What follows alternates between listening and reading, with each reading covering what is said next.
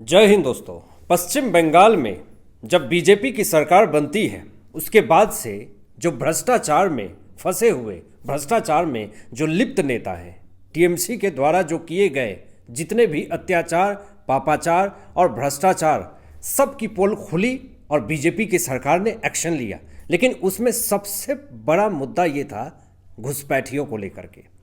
उसमें सबसे बड़ा मुद्दा ये था जबरन वसूली को लेकर के। और जो बीजेपी ने एक्शन लिया है इससे टीएमसी के अंदर हड़कंप मचा हुआ है। सबसे पहले तो जो अवैध घुसपैठी है पश्चिम बंगाल में, बंगाल की सरकार, बीजेपी की सरकार, शुवेंदु सरकार बुलडोजर एक्शन करती है और उन बांग्लादेशियों को धक्के मार के पश्चिम बंगाल से बांग्लादेश भगाती है। लेकिन सबसे ज़्यादा दर्द कलेजे में हो रहा है तो टीएमसी को हो रहा है। कोई विरोध नहीं कर रहा। जिसके घर टूट रहे हैं, जिसने अवैध घर बनाए हैं, कितने सारे लोग पश्चिम बंगाल की सड़कों पे आपको दिखे हैं। लेकिन उसमें टीएमसी के नेता, टीएमसी के बड़े नेता, टीएमसी के बड़े मंत्री सड़कों पे आपको दिख जाएंगे। कोई कोई तो सुप्रीम कोर्ट में दलीलें देते हुए भी दिख जाते हैं। लेकिन जो अवैध घुसपैठिए हैं वो सड़कों पे नहीं दिखते हैं। अब देखिए, यहाँ पर टीएमसी के बड़े बड़े नेताओं के भी घर के अवैध कब्जे पे बुलडोजर चलाया जा रहा है। बड़ी खबर सामने आ रही है, टीएमसी नेताओं के अवैध कब्जों पर शुवेंदु सरकार की बुलडोजर चल रही है।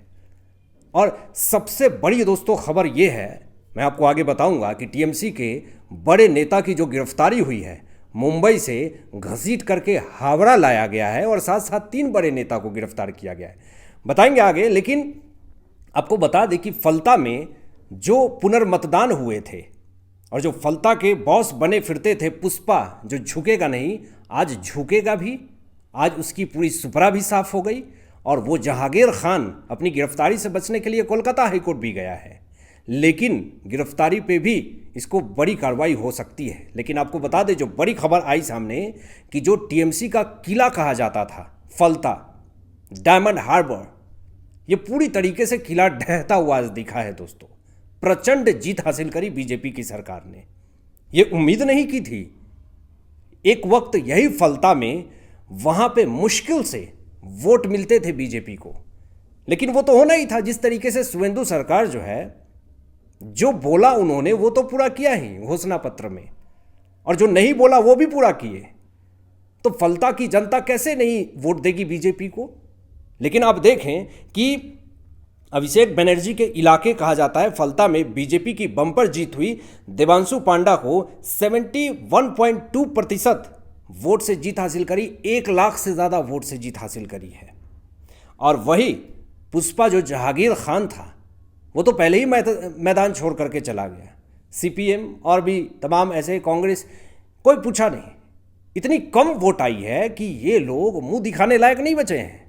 अभी देखें आप, जो बड़ी खबर आप सामने आई है, टीएमसी के बड़े बड़े नेताओं को जिस तरीके से घसीट करके यही बंगाल पुलिस कोर्ट के चक्करे लगा रही है, ट्रांजिट रिमांड ले रही है, हिरासत में ले करके डंडे से कुटाई कर रही है और उनसे सारे सवालों का जवाब मांग रही है। चुनावी हिंसा में जो इन्होंने अत्याचार किया, जो इन्होंने डराया धमकाया, वोटर्स को जिस तरीके से बरगलाया, पूरी कार्रवाई हो रही है शुवेंदु सरकार की। अभी देखिए, बड़ी खबर सामने ये आ रही है कि चुनावी हिंसा में जिस तरीके से एक बड़े नेता, टीएमसी के बड़े नेता, उसके ऊपर बड़ी कार्रवाई हुई है, बीजेपी का तगड़ा एक्शन हुआ है। और ये टीएमसी का नेता शमीम अहमद है और इसके साथ साथ 3 बड़े नेता को दबोच करके मुंबई से हावड़ा लाया गया है। ये बड़ी खबर मैं आपको बता रहा हूँ। देखिए किस तरीके से तीनों नेता और साथ साथ टीएमसी के शमीम अहमद को भी जब गिरफ्तार करके लाई बंगाल पुलिस, तो ये लोग मीडिया से मुंह छिपाते हुए फिरे। ये वही लोग हैं जो पश्चिम बंगाल की जनता को डराने की कोशिश करते थे। ये वही लोग हैं जो आज मुंह छिपाने के लिए पूरी तरीके से बाध्य हैं। मुंह छिपाया पड़ रहा है। क्या ऐसा काम किया आपने कि मुंह छिपाना पड़ रहा है? अच्छा काम किए होते तो ये मुंह छिपा करके मीडिया से भागना नहीं पड़ता। अब सवाल पूछे जा रहे हैं इंटरनेट के ऊपर ममता बनर्जी से, अभिषेक बनर्जी से कि बताइए ना, आपके नेता मुंह छिपा करके क्यों जा रहे हैं, क्यों इसको पुलिस लेके जा रही है? इस सवाल का जवाब दीजिए ना। लोग सवाल पूछ रहे हैं ममता बनर्जी से, इसका सवाल का जवाब चाहिए लोगों को। लेकिन अब देखें आप, यहाँ पे बड़ी खबर ये है कि वही टीएमसी नेता शमीम अहमद ने और करीब 150 लोगों ने हमला किया था और देशी बम फेंके थे और अंधाधुंध गोलीबारी करी थी, जिसमें कि 4 लोग घायल भी हुए थे। और टीएमसी नेता और साथ साथ 3 आरोपियों को ट्रांजिट रिमांड पर हावड़ा लाया गया है और इनसे पूछताछ हो रही है। बड़ी खबर ये है दोस्तों कि ये जो टीएमसी का नेता शमीम अहमद है, इसके घर में जब तलाशी हुई और तलाशी के दौरान एक गुप्त तहखाना मिला और 4 मंजिला इमारत के भीतर काफ़ी भव्य सोने का महल मिला। वो सोने के महल पे सवाल भी खड़े हुए, जांच भी हुए, जब्ती भी हुई और पुलिस ने जो गुप्त ठिकाना निकाला उसमें बड़ी कार्रवाई भी हुई टीएमसी नेता शमीम अहमद की। ये फरार चल रहा था, इसको मुंबई से घसीटते हुए हावड़ा लाया गया और इसको गिरफ्तार करके इसके अच्छी से खातिरदारी हो रही है। आपको बता दें कि यही टीएमसी नेता शमीम अहमद को वहाँ के स्थानीय लोग जो हैं शिवपुर का डॉन कहते हैं।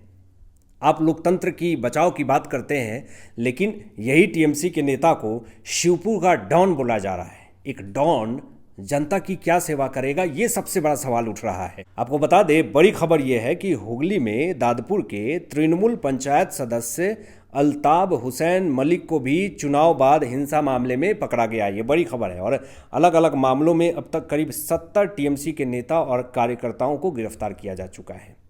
ये कहीं ना कहीं बड़ी सोचनीय विषय है टीएमसी के लिए। ये एक बहुत बड़ा झटका भी माना जा रहा है। और उसी बीच में एक बड़ा ऐलान कर दिया गया पश्चिम बंगाल के मुख्यमंत्री शुवेंदु अधिकारी जी के तरफ से। बंगाल में घुसपैठियों के ऊपर बहुत तगड़े तगड़े एक्शन लिए जा रहे हैं और यहाँ पे इस बीच में शुवेंदु अधिकारी जी ने एक बड़ा ऐलान कर दिया कि जितने भी घुसपैठिए हैं, अवैध रोहिंग्या बांग्लादेशी हैं, जो पश्चिम बंगाल के अंदर जो एसआईआर के दौरान जिनको डिटेक्ट किया गया है उसको अब डिपोर्ट करेंगे। उसके लिए होल्डिंग सेंटर बनवाई जा रही है, यानी जितने भी अवैध घुसपैठिए हैं, रोहिंग्ये हैं, उनकी पहचान करके उनको होल्डिंग सेंटर में पहुंचाया जाएगा और वहां से फिर धक्के मार के बांग्लादेश पहुंचाया जाएगा। मतलब कि पश्चिम बंगाल सरकार जो है वो तनिक भी रहम नहीं करने को तैयार है इस बार घुसपैठिए पे। ये बहुत बड़ा मामला है दोस्तों, ये राष्ट्रीय सुरक्षा का विषय है। अगर ऐसे लोग हमारे भारत देश में रहेंगे तो आने वाले समय में बहुत बड़ी समस्या भारत देश की जनता को भुगतना पड़ेगा। अभी देखिए, योगी मॉडल जो है वो पश्चिम बंगाल के अंदर लागू है। जितने भी हिंसावादी दंगाई हैं, अगर उन्होंने निजी संपत्ति समझ के बंगाल की सरकारी संपत्ति को नुकसान पहुंचाया है तो उनसे वसूली होगी। वही सारी चीज़ें योगी मॉडल जो है वो पश्चिम बंगाल के अंदर दिख रहा है। अभी देखिए, एक बड़ी खबर यहाँ पर यह भी सामने आती है कि यहाँ पे उत्तर प्रदेश में एक बड़ा मामला सामने आया है और यहाँ पर उत्तर प्रदेश में जो मामला सामने आया है उस मामले में न्यायाधीश जी ने एक बड़ा स्टेटमेंट दिया कि तुम्हें आखिरी सांस तक जेल में सड़ना पड़ेगा। आखिर क्यों ऐसा कहा गया, आपको बता देता हूँ पूरी खबर क्या है। कि उत्तर प्रदेश के हमीरपुर ज़िले में एक मासूम बच्ची से मस्जिद में गलत काम किया जाता है एक मौलाना के तरफ से, और इस मामले में अदालत ने सख्त और ऐतिहासिक फैसला सुनाया है। ये बड़ी खबर सामने आ रही है जिसमें कि न्यायाधीश जी ने पॉक्सो एक्ट के तहत अनिल कुमार खरवार की अदालत ने जो आरोपी है मौलाना मुंतजीर आलम को दोषी करार देते हुए उम्र कैद की सज़ा सुना दी है कि तुम उम्र कैद की सज़ा पूरी ज़िंदगी जेल में सड़ते रहो। अदालत ने स्पष्ट किया है कि तुम अपने पूरे जीवन काल तक जेल में ही तुम्हें रहना पड़ेगा, सड़ना पड़ेगा। उसके ऊपर 26,000 रुपये का जुर्माना भी लगाया गया है। मामला 29 नवंबर 2023 का है, जब 11 साल की पीड़िता अपने छोटे भाई के साथ गांव में मस्जिद में पढ़ाई करने जाती थी और उस मौलाना ने बच्चियों को पहले वहां से कहा कि तुम जाओ और भाई को काम पे लगा दिया और उस 11 साल की मासूम बच्ची के साथ मस्जिद में ही गलत काम किया। देखिए, मामला बहुत हाई लेवल का हो चुका था और उत्तर प्रदेश में अगर किसी भी मासूम बच्चियों के साथ इस तरीके का गलत व्यवहार किया जाएगा, गलत काम किया जाएगा, तो योगी सरकार ऐसे लोगों के ऊपर सख्त एक्शन लेती है। ये वो वाली सरकार नहीं है कि माइनॉरिटी के लिए एक कानून लाएगी, तुष्टीकरण की राजनीति करेगी, बिल्कुल नहीं। फास्ट ट्रैक तरीके से जांच हुई, फास्ट ट्रैक तरीके से एक्शन हुआ और कोर्ट ने तुरंत सज़ा सुना दी। ऐसे लोगों को ऐसे ही सज़ा होनी चाहिए। इंटरनेट के ऊपर ये दावा किया गया कि बिल्कुल अदालत ने और योगी सरकार के मॉडल ने तुरंत एक्शन लिया और ऐसे लोगों को सख्त कार्रवाई दी। काबिले तारीफ है। आपकी क्या सोच है इन तमाम विषयों पे अपनी विचार व्यक्त कीजिएगा और मिलते हैं लेटेस्ट ब्रेकिंग एनालिसिस के बाद। तब तक अपना ध्यान रखें, ख्याल रखें। सत्यमेव जयते। जय हिंद।